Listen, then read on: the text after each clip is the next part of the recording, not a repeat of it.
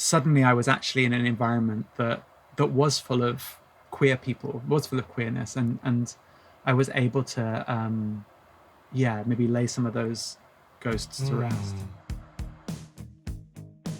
So lately I keep thinking about that phrase, the past is a foreign country, and how sometimes a space doesn't have to disappear in order for it to feel lost to us. And I know that sounds kind of a bit of mumbo jumbo new agey crap, but bear with me. Queer spaces are always evolving and changing. And if we don't evolve and change with them, or if we happen to not be there at the time that they are evolving and changing, then we kind of risk being left behind. And then when I think about that, I kind of think about the wider conversations that are happening in our community right now and how there's been so much progress in the way we think about ourselves as a community. Community I'm using as a broad term. You probably already know how I have mixed feelings about that specific word. And how, because of this progress, there are a lot of people who are feeling left behind and confused and like they don't belong. But that is probably a can of worms that is best left unopened for today at least. So let's maybe have that conversation another time. For now, let's focus on this week's conversation, which happens to be one of my favorite types of stories, and that is taking the big, scary jump into the unknown. And the person who is leading us through this story is performance artist and theatre maker Emma Frankland, who took that big, scary jump when she moved to Brighton, England 8 years ago.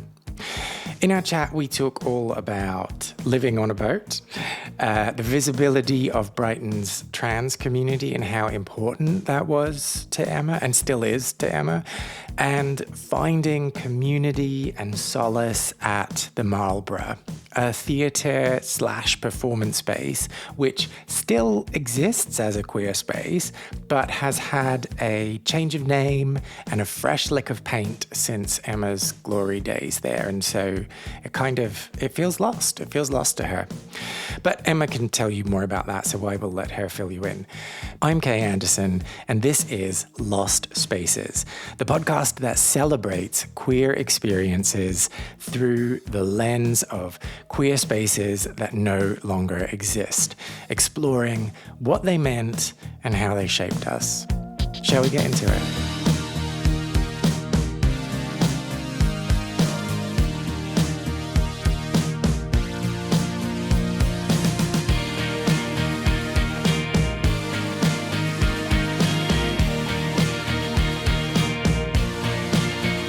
So, are you a Brightonian?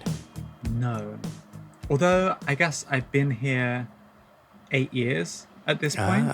So I think I'm having that sense of like, oh, maybe I am now, or maybe I can. I don't see myself moving away anytime soon. Well, I think the real test is when you see people who are new to Brighton and you look at them with scorn and disdain. Oh, is yeah. that where you're at? Totally, but I was doing that from very early on. I've always lived, except for the bit of time where I lived in London, and London obviously is its own Beast. Is its own thing. Mm-hmm. But I've always lived in places that are holiday destinations for other people. So I'm very used to that kind of feeling of being a local, and then for half of the year, your town is completely different because it's full of people who have come for their holidays.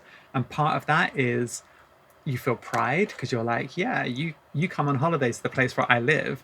And then part of that is annoyance because it takes twice as long to drive to work or can't park your car or whatever. So I think Brighton felt very familiar very early on because of that. Like, it was nice to come back to the coast, really. And to be angry at people for no reason other than they're in your way. It's nice to be angry at tourists. So what are your first memories then? If you cast your mind back 8 years, what do you think of immediately? I gradually drifted down to Brighton. There came a time where I realized, like, I'm socializing in Brighton, and working more in Brighton and performing more in Brighton, maybe actually this could be a place where I would also be able to move and live. I think that the big thing for me with moving from London to Brighton, which I did, I'm not from London, I'm from Cornwall originally, but even moving from London was just how many more queer people there were, how much more the community felt more tangible, and the fact that there was and is a really cohesive trans community, and that was something that I'd never experienced, and that was huge. That was a huge difference, really. So a tangible community, is that a good thing or a bad thing, or is it both? I think it is a good thing. I think community and small communities obviously has the propensity for drama, and and I hope I hear about that later. but I think the gorgeous thing about Brighton is that the trans community is big enough that you can have whole groups of people that you don't interact with or you see once a year when it's Trans Pride. So it actually, although I say it's small because Brighton's a small city, for a trans community it's pretty huge. So whilst there's drama and ins and outs and everything, there's also enough people that you can give a bit of space over here if you need to be. Are you talking about anyone in particular, or? I'm not going to name any names at all. No, and it isn't anyone in particular, but I think it's if you're in a town that only has a handful of trans people or whatever your community is, then you're together by default, regardless of whether you actually naturally get on or are similar or whatever. And I think the thing that's so great about Brighton and the trans community in Brighton is there's enough of us that you can have the groups of people who are you're more aligned with, and there's more than one group of people in Brighton. There's more than one type of night. There's more than one type of event and support groups and hangout spaces, and that's phenomenal, really. Okay, so moving to Brighton felt more like a natural progression than like a big, I'm moving to Brighton, big dramatic movement. Yeah, I think by the time I moved, it felt like an inevitability. And then, the pandemic, that lockdown period of the pandemic makes time very strange. So like 8 years doesn't feel like 8 years because it feels really like a couple of years. And then this big break and then a couple of years again. So before you know it, you've been here longer than it feels. So then, who were you then at this time? So 8 years ago when you showed up in Brighton, what was going on in your head at that point? Well, it was a really huge time of change for me. So I was in a relationship that was coming to an end. It had been a relationship I'd been in for 10 years. We have a kid. And that was coming to an end. And part of the reason that was coming to an end was around queerness. I had come out as trans quite a long time before, maybe 5-6 years previously. But, we'd tried to make that work, but it hadn't. And I guess we were at a point where my queer identity was a lot clearer to me and more important to me. And we were, my ex and I were on different paths.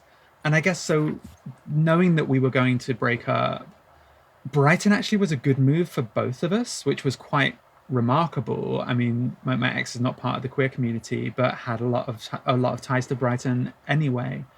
So that felt like it made it a bit more possible, because I wouldn't have wanted really to be separate from my kid. So I was able, this sort of double thing of moving to this place, being single again, being single in queer community, also being a co-parent of my child, but like really finally able to be, it's all very hard not to make it sound too like soundbitey, like to be myself as a trans person. But a lot, we say these things because there's truth to them. Like for a long time I had been sort of trying to diminish who I was for somebody else, and that doesn't work. That's only sustainable for so long, really. So finally I was just kind of able to really discover who I was as a trans woman in this new place. So yeah, when I moved down, that's where I was. It was a really exciting time and a time of change, but like it wasn't change as in I was starting my transition, but just changes, actually just being able to be myself. And like I say, I think being able to step into queerness as well as transness. Okay, so I'm going to ask a question. I'm not quite 100% sure what the question I'm going to ask is, so it might come out in a weird way. So just putting that out there so I don't feel so bad when you're looking at me with a puzzled face. Is it that Brighton was the place where you were able to explore that and become yourself, for want of a better term? Or is it that you just gave yourself permission to do that? I think it's not Brighton. I was already out. I was already in community, but I was still in this relationship that was very important to me, that I had been working to try and see if there was a way forward for us. So I think that, yeah, it wasn't necessarily the change to Brighton, but it definitely was the release of that relationship, and the release of trying to apologize, to apologize for my queerness, to apologize for my transness, the release of shame, maybe. And that's, it was helped for sure by being somewhere where there was, like I say, this trans community already. When I was in London, I remember I was thinking about this ahead of speaking to you, having a therapist who I would see when I was first coming out and trying to understand myself and all of that. And I was saying to him, I keep looking and I just can't find trans people that are like me. All of the groups that I could find older trans people, older trans women. I just couldn't find anyone that was that my age. I couldn't find anyone. And it feels wild to me that this is the case, because we're talking maybe 15 years ago. It's not that long when you think now, like in London, how much visible trans community there is. And of course it was there for sure. I just wasn't engaged with it. But I remember this therapist, who was a queer therapist, said, well, I'll find some groups for you and I'll come back next week and give you some recommendations. And I came back the following week and he said, yeah, I've looked and I can't find anyone. So I guess you're going to have to fly that flag for yourself. And I remember feeling that kind of That's weird advice, disappointment of not only have I just had to go through explaining to my family and my friends and my co-workers around me, and and again, I work in theater and performance, so how am I explaining what trans people are within that scene? And I guess there was something about, I did find trans community in London ultimately, but Brighton, it felt completely different, and it did feel like a place where I wouldn't have to be the one flying the flag. I was coming into a place where trans pride had already been running for a year at the time that I moved down, and there were things happening, and there were things happening with people who felt like me. How fascinating. But let's scratch at the people like me, because you've made reference to older women. Was it like an age thing, or was it like the period that they had been transitioning for? What were the commonalities that you were looking for? I think I was looking for queerness. Queerness as opposed to transness. Yeah, if you can see the two. I mean, and I think so I would say that being trans is inherently queer. Yeah, no, we all appreciate this here. It's okay. For sure. But queerness as a kind of attitude, perhaps, messiness, that a lot of the trans people that I initially came into contact with had and time is really important around this, had transitioned at a time where there was less visibility. Maybe you transition, you assimilate, you carry on living amongst cis people. And unless you are queer on top of that, oftentimes these trans people are still continuing to exist within straight community. So it's quite cis-normative, it's quite heteronormative. And I guess there was a kind of adherence of me as a trans woman. There was an understanding of femininity in a way that didn't chime with my femininity, which is maybe more I'm quite femme sometimes, but I'm quite dykey sometimes, or I'm quite, I like to get my hands dirty and do DIY or whatever. And it seems crazy to say it because we're talking essentially about misogyny and real basic kind of feminist ideals. But the idea that I was transitioning to be a woman inverted commas, and then that further meant that I had to be this certain type of woman that wasn't really reflected in my friends and my cis women friends. I'm well, I don't want to suddenly have to do this kind of hyper femininity, performative felt for me performative. I want to just be like my friends in this kind of this other way. That was what I was struggling to find. The more punk, the more Ah, queer okay. trans people. Okay. But they were just hanging out on the street corner in Brighton. Yeah, I mean, I was falling over trans lesbians in Brighton. I mean, and still not so much. Like I say, the community's big enough that there's all sorts of people. And even just there being an idea of a kind of a trans community that all came together. It wasn't this kind of separated off, like, here's a trans mask night, here's a trans femme night, whatever. Like I was meeting non-binary people, which I guess conceptually wasn't really something that I had. And it's hard to express how the scene was different such a short amount of time ago, when it's very easy to find a non-binary person or a trans person, within queer spaces, within more mainstream queer spaces or performance spaces. So I think kind of Brighton for me felt like the start of that, of there just being trans people. Yeah, I mean, literally on the street corners. And the fact that there are trans people throughout the city also means that the cis people in the city, sure, they still look at you, but they're not looking at you in terms of what are you. They're looking at you and thinking, oh, you're one of those, because we see a lot of trans people around. And that actually felt really like a relief as well, not to be the only one, not to be the representative, not to be something, so now if people are wondering what I am, or wondering like what gender I am, they're going to at least guess that, oh, it's a trans person, and that felt quite huge as well.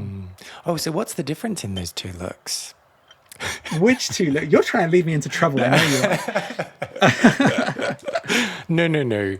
The difference in like someone looking at you. Oh, the looks from the people, Yes. not the looks from the trans people. No. Well, I think one is a look of panic and concern, and I think the other is a look. The other is the thing that is the privilege that you don't realize until it's gone, which is that I don't see you look, the ability to just be invisible and go about your day. And I think in Brighton, because people are used to seeing more visibly queer, visibly trans people, it's not unusual. So in Brighton, I can go about my day to day without feeling like people are amazed to see me on the street.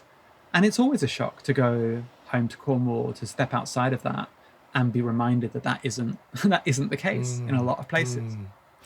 Well, and so you had moved to Brighton with your partner. No, so we separated. Ah, okay, I misunderstood. Sorry. But we both relocated in the same city, which, like I say, we had at the time a 3-year-old. Oh, okay. So you did both move to Brighton at the same time. Okay. Yeah. Well, how did that impact on like your life? Did it impede some of that exploration? I mean, I co-parent, and 50% of the time I have a kid living with me. Like, I'm a parent 100% of the time, and then half the time I'm looking after my child. So, I guess it impedes my ability to go out and live my best queer life, just in terms of having that caring responsibility. But, being a parent's never impeded my ability to exhibit my queerness or my transness.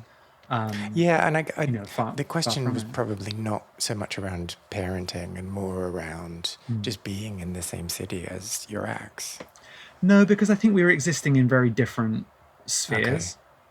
Okay. Brighton's a small city, but it's still a city. And so, that was, and I think that was the thing, that the two of us we had grown apart considerably.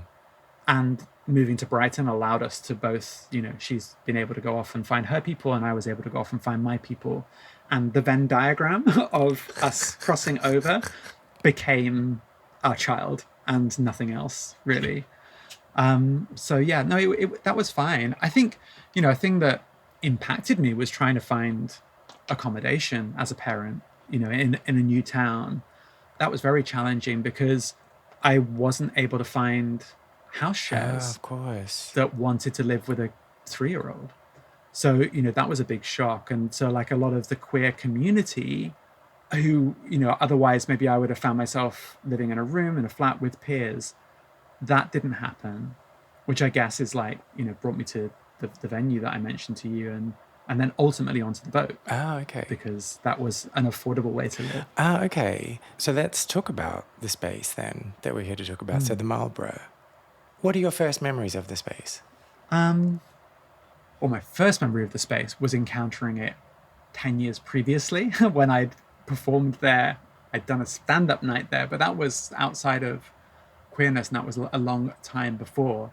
My first memory of the space was through performance, though. So the Marlborough, the Marley, has an upstairs performance space that's really kind of small, rough around the edges, kind of an old tea dance venue, maybe back in the day, with a little stage at one end, and was programmed by Marlborough Productions, who were running the space. So I guess, I'm talking about a space that is still there, but not in the guise that it was when I first moved down. Because, at this time, Marlborough Productions were managing the bar downstairs. It's above it's a pub essentially. It's a theatre above a pub in a building that was once a hotel. So you have the pub downstairs, and then there's a floor of flats, and then there's the floor with the theatre, and then above it there's rooms which were offices and rooms for artists to stay in. And Marlborough Productions are still a programmers of queer performance work and makers of queer performance work. And at that time, they were running the Marlborough as the UK's only year-round LGBTQ plus theatre space. So I was already that was my contact with Brighton. That was my contact with the city, was through being programmed as an artist in this space. And then I think I was given a residency. So I had a 3-month residency initially. And then that gave me an opportunity to come and sort of test living in Brighton as well. And that was the gateway that definitely brought me down. But I think, so my first memories of the Marlborough are just this fantastically queer bar with like a place where you can walk in and it's familiar and full of trans people and full of queer people and full of the lesbian pool table people, and just it always felt like a really safe environment to be in, grungy and grimy in all the right ways, with this incredible theatre space and with this incredible queer performers constantly coming through. So I'm drifting a bit. Well, okay, so then the first time that you were familiar with it was before you moved to Brighton in the first place. You had this 3-month residency. You got the bug. You were like, yep, moving to Brighton. This is where I'm supposed to be. How did you then interact with this space once you'd moved to Brighton, like officially? Well, so then when I officially moved, because I couldn't find anywhere to live, the guys at the Marley extended my residency. So suddenly I kind of was like, this artist residency was being housed by this venue as well. So when I think back to those early days, I was living in the Marlborough and making work in the Marlborough and socializing in the Marlborough. Like my entire life was based around this building, which was an incredible way to land in community, because if Brighton's the heart of the UK trans community, which I think it probably is, the Marlborough is the heart of the Brighton community as well. It does make it hard, though, to come up with excuses for not going out for a drink when you live upstairs. It's impossible, but it's great because you can leave the party last and then you just have to walk upstairs. Yeah, but also you can walk through the bar. Is there anyone I want to see here? Okay, no, then you can just walk straight upstairs as well. Oh, did you do that then? I'll give it 20 minutes, go back down. Yeah, still no one here. I'll go back upstairs. Absolutely. No, you're just a little loop. Walk in the door, loop around the bar. Okay, now I'm going to go upstairs. It was amazing. And it was amazing to feel at home there immediately, because it was my home. And for this venue as well to give me that home and my child. So I was living there with Joey as well. I remember one time walking through with them, and I'm walking past the pool table, and as we walked past, they just grabbed the black ball and stuck it in the pocket, and then we walked on by.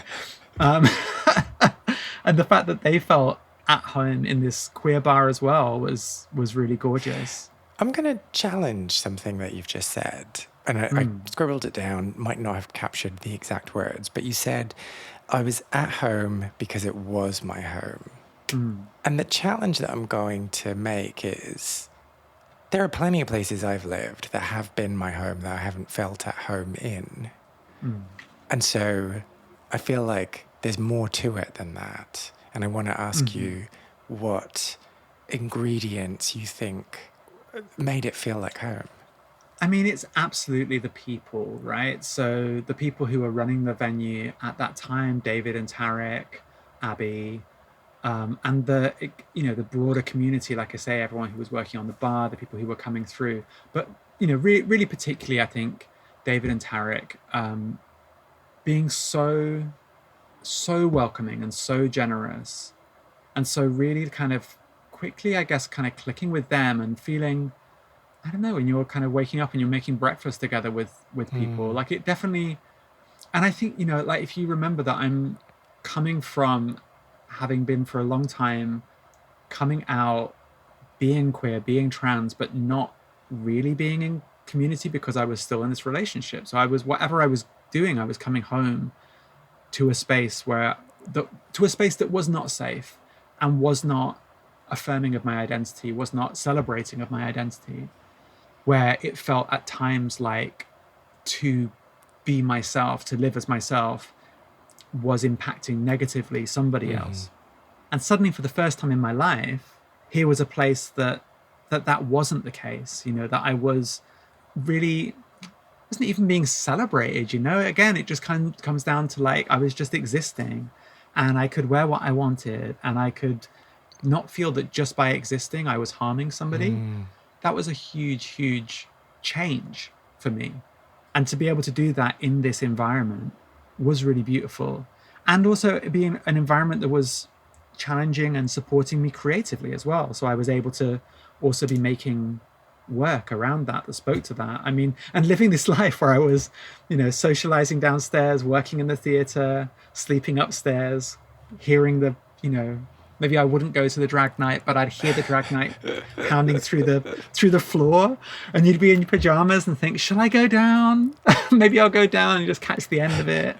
So, you were connected whether you wanted to be or not. There was no escape from it 24/7. Yeah. And apologies, I'm taking us to like a more negative side of the equation here.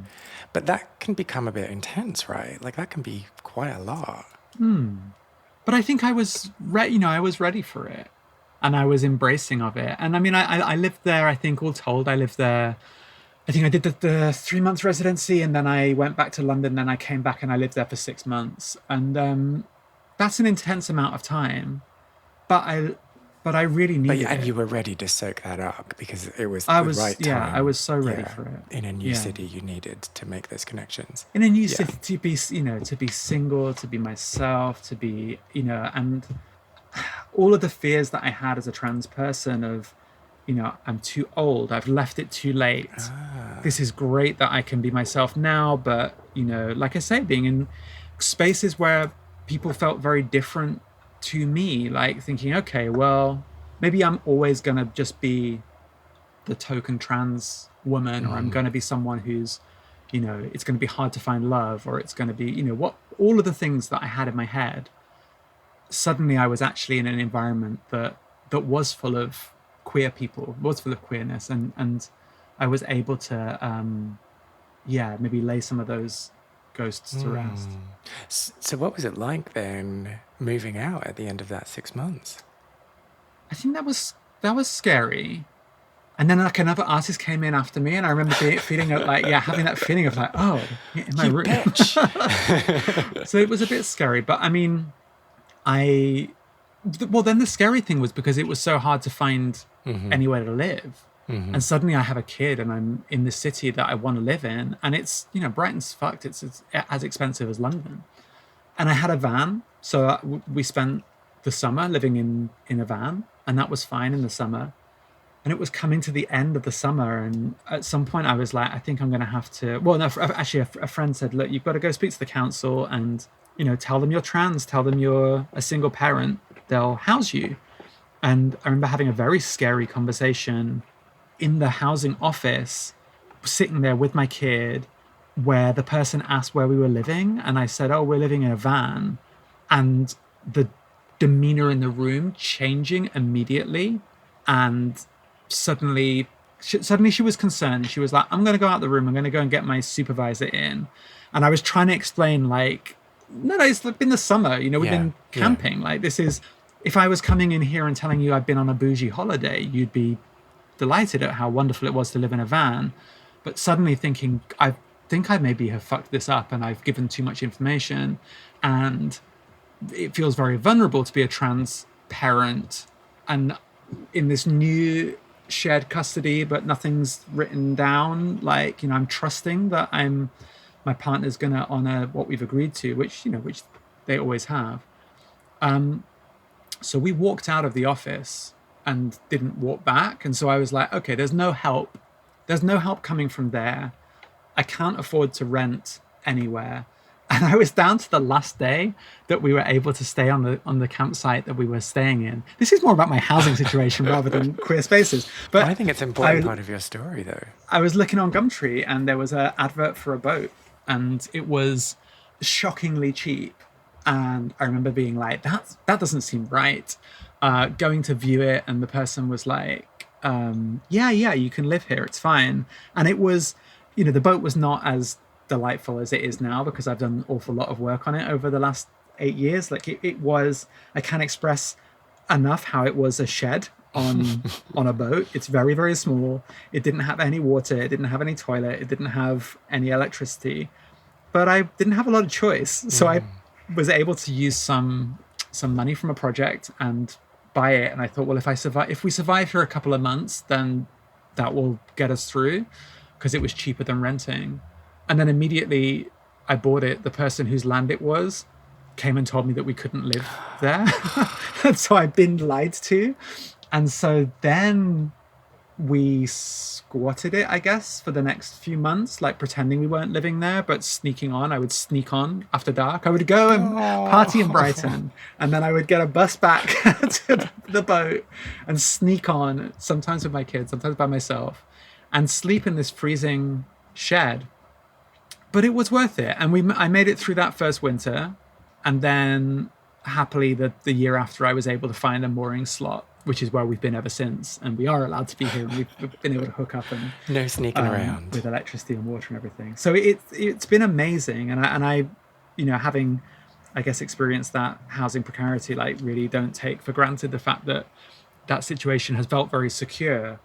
But yeah, like it was, so living living at the Marley, it did become quite intense. But that whole period where I was living on a boat with no shower, I would still shower at the Marley. I would still go and work at the Marley. I would still go, you know, I could still go and use the kitchen. I could go and use the washing machine. I could go and use the tumble dryer. And so like, still, there's something beautiful about a space that allows you to feel that kind of, well, it's home, right? Somewhere where you use it, mikasa sukasa kind of thing. And so being able to come in, shower, clean, feed my kid, whatever I needed to do, that was incredible. And it has been that for a lot of people, not just me. And I think the fact that that space was held above what is essentially a commercial pub, it's not a community-owned pub. I think that David and Tarek and the team held a really vital space for chaotic queers. Okay. And so the space, like the physical space still exists, but it's no longer run by Marlborough Productions. It's no longer a queer space. So it's still a queer space. For I sure. see, okay. And that's why I feel like kind of like it's a strange one to talk about because I guess I'm talking about an era in this life of this building. It's no longer the Marley, and it's no longer run by Marlborough Productions, although Marlborough Productions still exist and still making wonderful, brilliant queer work. They're doing it without a venue. It closed during the pandemic, and then it reopened sort of after the lockdown period of the pandemic, I guess. And it's absolutely still a thriving, brilliant queer space and a whole new generation of trans people are discovering it. I think we had a fear when it reopened because the big thing was that the pub company changed the name, which felt really violent and really scary. And I think that they probably would have preferred for it to stop being a queer pub because I think queers don't have a lot of money. And so there was a real effort to clean it up. They renamed it The Actors, which I guess they would say was a nod towards the theatre, but as a place for trans people felt, again, really outrageous. Like, are you calling us fucking actors? Excuse me. My partner had worked there also as an artist, but for a long time as a bar manager as well. I'm dating the person behind the bar, the queer bar. Very exciting. And I think that we were concerned what's going to happen. And so they went back to work for the new management, in part, I think, to hold over some memory from what the space was into what it was going to become. And it's been brilliant. Like, Joe, the new manager, is really fantastic. I think one thing that's been amazing is that the space, it's now a black run venue, which it wasn't before, solely. And I think that one thing that Joe's done is really bring together the Black Brighton community and the queer Brighton community, and to see two communities that didn't coexist together in this space is something that I think is a really positive development. But something that was really clear was that the community makes the space. Like, the pub company maybe wanted to tell us that it wasn't a queer venue anymore, but people still came through. And as soon as people came through, it became our space again. And there was a back and forth about, could we have flags up? And ultimately, we have flags up. And the vandalism has come back into the pub, into the toilets. And, gradually the space has been reclaimed and held onto, and is all the better for it. Like I say, it's really beautiful to see the way the space has expanded, and it's got a long and disreputable queer history, and it's not surprising that it was harder than a lick of paint and a name change to erase that. So you still go to the space, you still use the space? Yeah, and like I say, my partner still works there, and it's still the place to go to. But I guess I feel it doesn't feel like it's my home anymore. I think it feels like it's other people's homes. And it's definitely a place where I go, and I would go to events, and it's, I still put on events there, and it's definitely a place that I feel safe in. But I don't have personally the license to just walk in upstairs and have a shower anymore. That feels like that was a real era for me.